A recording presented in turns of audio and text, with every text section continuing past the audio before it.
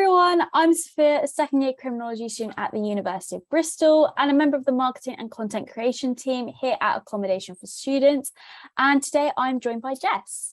Hi, I'm Jess. I'm a second year business student at Nottingham Trent University. So today we're going to be discussing the clearing process and about finding accommodation if you do go through clearing. So Jess went through clearing herself and she's going to be our expert on the whole process.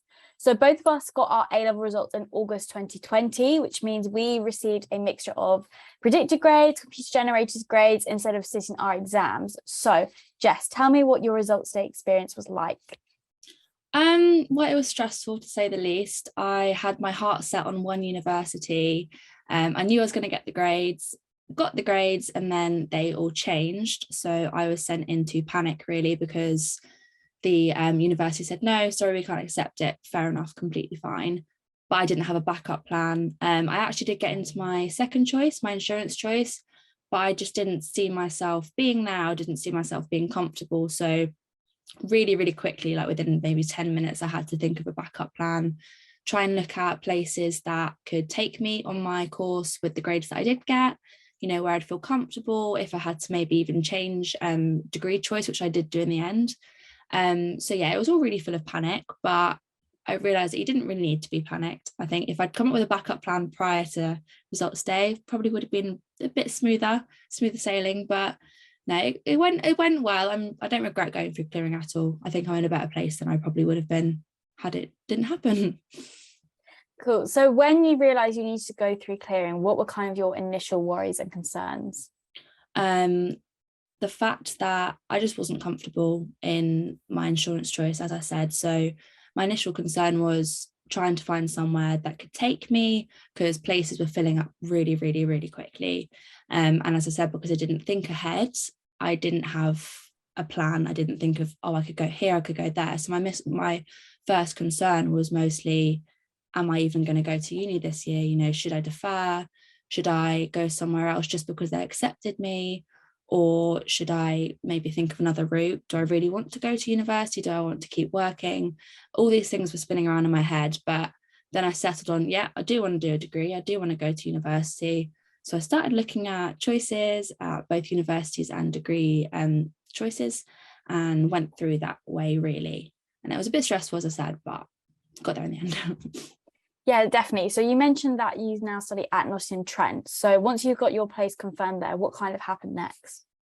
So obviously the main thing would be accommodation. I actually went through my accommodation through them. So they basically gave me the offers that were left.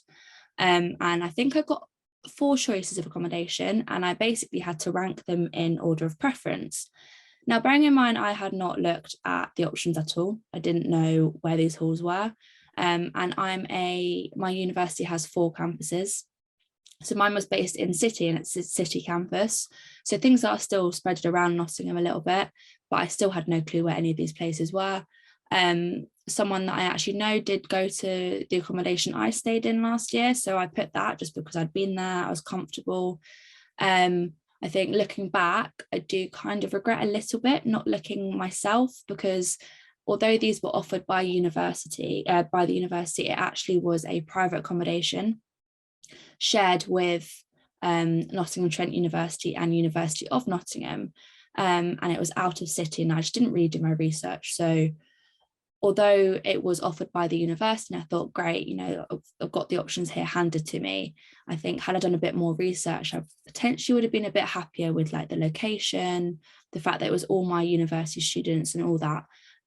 So yeah, I would say if you have an option for accommodation, don't just look at the ones that the university give you, because they may not be suited to you in the end. Yeah, definitely. And here on Accommodation for Students, we have a whole range of accommodation that you can look at.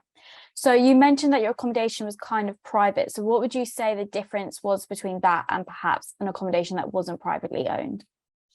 Well, private just really means that it's not owned by the university itself. So in that, you're always going to get a little bit of disassociation with the university.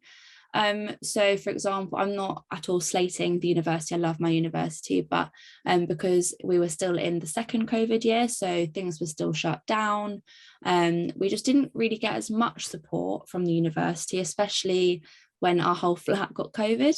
Other accommodations run by the university actually were given care packages, but because we weren't actually associated with the uni per se, we didn't get that support. So I would say you've got to bear that in mind if you are looking at private accommodation. If it's not affiliated with the university, they may not always be able to support you.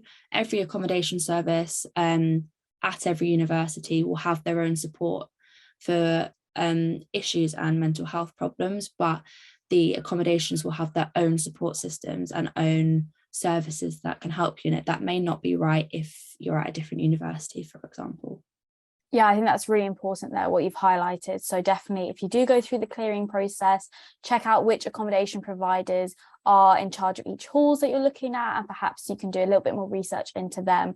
As I know here in Bristol, we've got Unite, we've got Student Housing Company, we've got IQ, we've got a whole massive range of people. So do you know anyone else who had to go through the clearing process, or what their experience might have been like? Funnily enough, everyone that was in my accommodation went through clearing. I don't know if that's maybe where they kind of shoved us. No, it was, I think everyone I've spoken to that went through clearing do not regret it at all. They have no resentment towards the fact that they didn't go to their first choice. They also had stress, but I think they were a bit more on the ball and they had thought it through. They had thought of a backup choice. They had thought, is this city right for me? Because you've also got to understand, you're not just moving away from home, you're moving potentially to a completely new city. So for me, I live 3 hours away, which is a perfect time. I can get back and forth from home if I need to. But for other people, 3 hours is very far for them. So you've got to understand that it's a different city potentially. The place that you're in, you have to be really comfortable in. And a lot of people were, most people were. We did actually also have a lot of international students. So they found that a bit of a struggle, especially as it was a private accommodation. But I would say overall, clearing process was very simple. The universities are always very helpful with helping you go through things, giving you options if perhaps your grades aren't perfect or can't get into the course that you want to do. As I said, I actually changed my course slightly from business management BSc to BA business. And originally I didn't want to do that because of the stigma behind the whole BSc and BA thing. That doesn't exist. It doesn't matter what route you go down, artsy or sciencey, it doesn't make a difference as long as you get a degree at the end. So yeah, clearing process was simple, stressful, but I don't regret it at all. Great. And finally, what advice would you give to students who need to go through the clearing process and find accommodation this year? Have a backup plan. Please have a backup plan. So you may not envisage going through clearing. You may have to, who knows? But if you just do a little bit of research, I took that for granted. I never listened to anyone that said to do that. But if you just have a couple, like short list of 3 or 4 universities that you'd like to go to, and then perhaps just a little skim over their accommodation guide, maybe 2 or 3 halls that you'd like to stay in, then if you do end up going through clearing, which is quite likely in this day and age, everything's very competitive. And if you do have to go through clearing, you have a bit of a plan, and you don't have to worry, you don't have to stress about, oh, this is right for me, because you've kind of got somewhere that you're happy to go to already laid out. So yeah, massively plan. It won't take too long, maybe half an hour maximum, but I'd say plan, look at accommodation, look at degree choices, look at everything and that sort of thing. That's great. So thank you so much, Jess, for sharing your experience with us today. And if any of you watching or listening are interested in finding more about clearing and accommodation, you can check out our dedicated clearing page and videos. Thank you very much. Bye.